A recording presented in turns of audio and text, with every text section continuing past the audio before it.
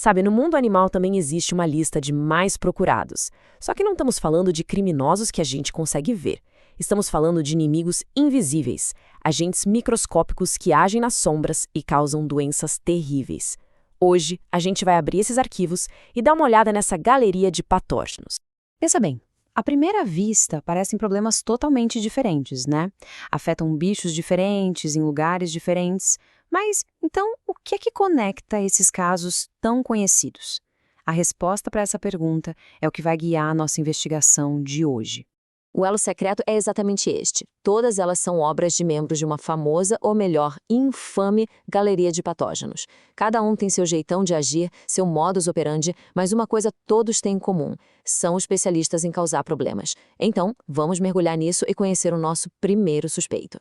E, para começar, vamos falar dos pequenos notáveis, os picornavírus. O nome deles já dá uma dica. Pico vem de pequeno, e é isso mesmo, eles são minúsculos. Mas que o tamanho não engane ninguém. Pense neles como a tropa de choque do mundo microbiano. Pequenos, super resistentes e espalhados por todo canto. Agora, olha que interessante a estrutura dele. Tá vendo aqui? Ele é não envelopado.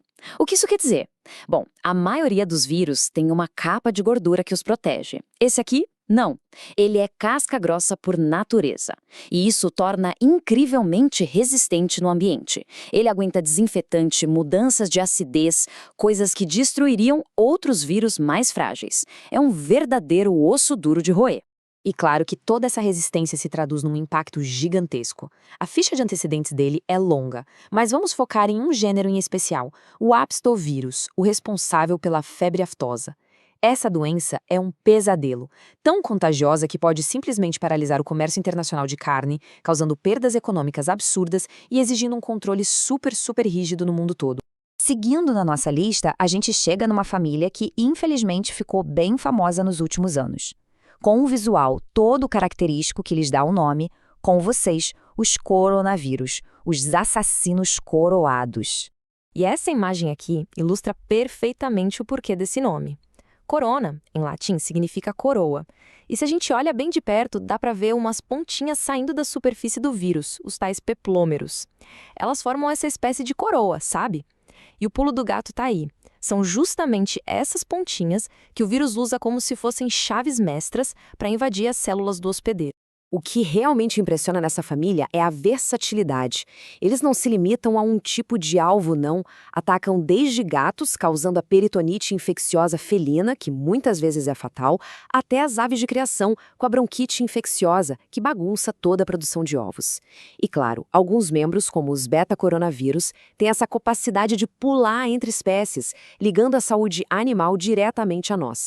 Agora, os nossos próximos criminosos não agem sozinhos. Eles são mais discretos, como agentes secretos que usam um cúmplice para fazer o trabalho sujo. E esse parceiro espalha o problema de forma silenciosa e muito eficaz. O principal vetor? O mosquito. O plano de ação deles é um golpe perfeito em 3 etapas. Primeiro, o piloto de fuga. O mosquito pica um animal que já está doente e pega o vírus de carona. Depois, vem a cobertura. O vírus fica ali escondido, se multiplicando dentro do mosquito. E, por fim, a entrega. O mosquito pica uma nova vítima saudável e, pronto, injeta o vírus e completa a missão. É um método de transmissão incrivelmente eficiente. E quem são esses agentes? A lista inclui nomes de peso, como o vírus da encefalite equina, que pode ser fatal para cavalos e também para nós, e o famoso vírus do Nilo Ocidental, que já se espalhou pelo mundo todo. E tem também o vírus da peste suína clássica, digamos, primo da família, que apesar de não usar mosquitos, pertence a um grupo com muitos arbovírus e causa um prejuízo enorme na criação de suínos. Ok, até agora, todos os nossos suspeitos eram vírus. Organismos simples, mas tecnicamente vivos. Só que agora a gente vai para o membro mais estranho e talvez o mais assustador da nossa galeria. Um agente que simplesmente quebra todas as regras da biologia. Então, se prepare para uma reviravolta na nossa história. E se o agente por trás de uma doença fatal não for um vírus, nem uma bactéria, e nem mesmo um organismo vivo?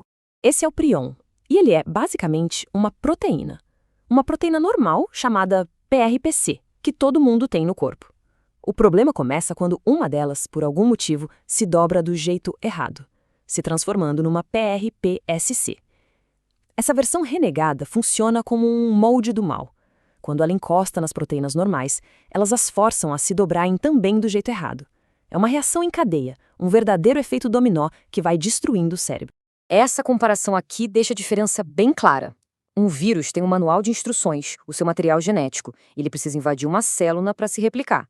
Já o prion não tem nada disso. Ele é só uma proteína que corrompe as suas iguais. Ele não se replica, ele converte. É um inimigo que vem de dentro. E o caso mais famoso de doença causada por prions é, sem dúvida, a doença da vaca louca. Quando ela foi identificada lá no Reino Unido em 1986, o mundo viu o poder destrutivo que essas proteínas renegadas têm, causando uma crise de saúde pública e abalando a indústria da pecuária no mundo todo. Bom, nós demos uma olhada nas fichas criminais de vários patógenos, desde os pequenos picornavírus até essas anomalias que são os prions. Mas aí fica a pergunta. No final das contas, por que é tão importante conhecer essa galeria de vilões? A resposta está em alguns pontos que são cruciais. Primeiro, a diversidade desses agentes mostra que não existe uma solução única que sirva para todos. Segundo, entender como eles se espalham é a chave para o controle. Terceiro, o impacto econômico é gigantesco. E talvez o mais importante de tudo, a barreira entre a saúde animal e a saúde humana é muito, muito mais fina do que a gente costuma pensar.